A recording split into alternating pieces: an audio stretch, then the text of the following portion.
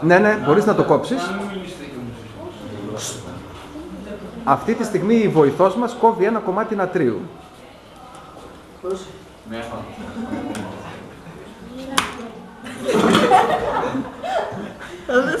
Το νάτριο έφυγε, πήγε περίπατο. Λοιπόν, τώρα, τι θα κάνουμε? Ωραία, κάποιος να μην κινηματογραφεί εμένα τώρα.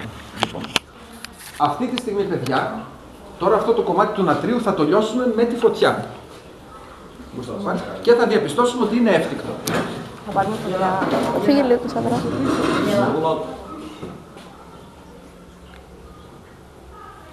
Όπως είπαμε, αυτό λιώνει στους 98 βαθμούς.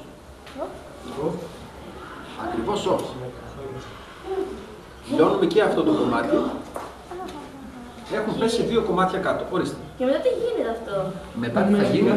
Δεν ρωτάμε τώρα. Το μένει έτσι αμάρι. Κοιτάξτε, μετά παρόλο που βρίσκεται σε αυτή τη μορφή, μπορούμε να του ρίξουμε λίγο νερό ακόμα.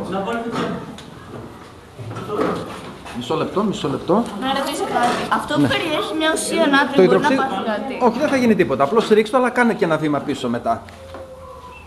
Να βλέπω. Θα πάρουμε παιδιά. Άμαν. Δύο τρύπες από κάτω.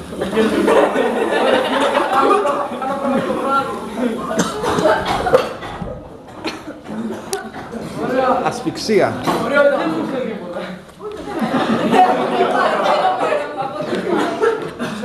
Ωραία. Λοιπόν.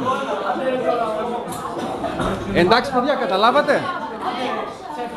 Ωραία. Να το κλείσω.